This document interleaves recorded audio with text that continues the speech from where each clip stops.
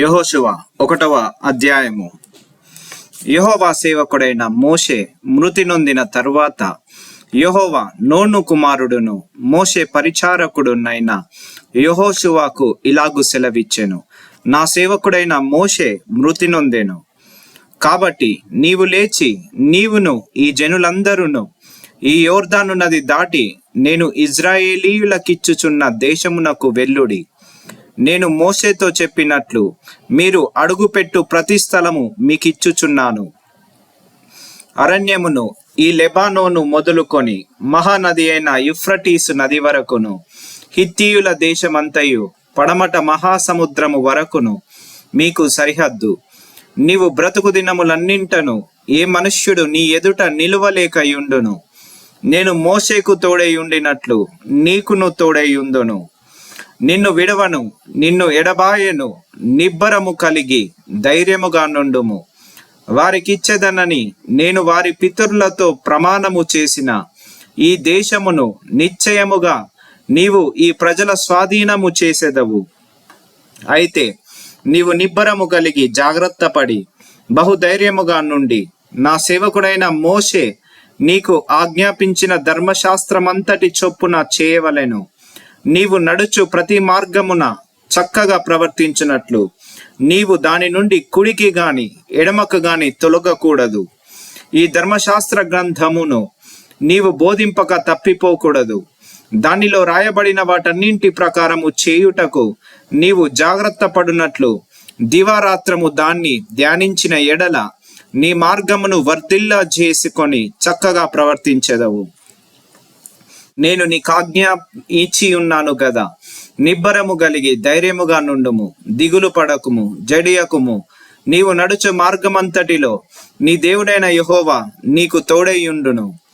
కాగా యెహోషువ ప్రజల నాయకులకు ఇలాగు ఆజ్ఞాపించెను. మీరు పాలెములోనికి పోయి జనులతో ఈ మాట చెప్పుడి. మీరు స్వాధీనపరచుకొనుటకు మీ దేవుడైన యెహోవా మీకిచ్చుచున్న దేశమును స్వాధీనపరచుకొనబోవుటకై 3 దినములలోగా మీరు ఈ యోర్దాను దాటవలెను గనుక ఆహారమును సిద్ధపరచుకొనుడి. మరియు రుబేనీయులకును గాదీయులకును మనష్షే అర్ధగోత్రపు వారికిని యెహోషువ ఇలాగు ఆజ్ఞాపించెను. యెహోవా సేవకుడైన మోషే మీకాజ్ఞాపించిన సంగతి జ్ఞాపకము చేసుకొనుడి.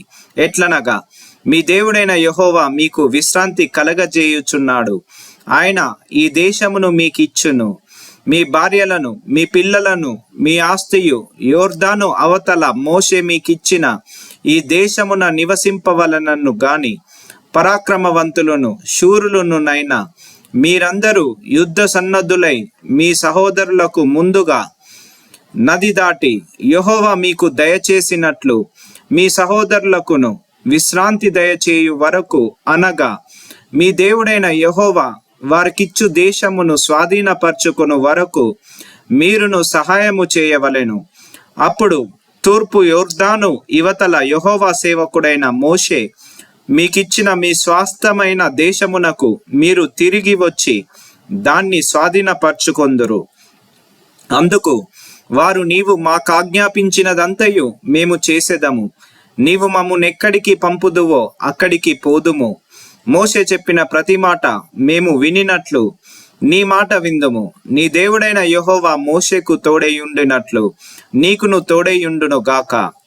నీ మీద తిరగబడి నీవు వారికి ఆజ్ఞాపించు ప్రతి విషయములో నీ మాట వినని వారందరూ మరణ శిక్ష నొందుదురు.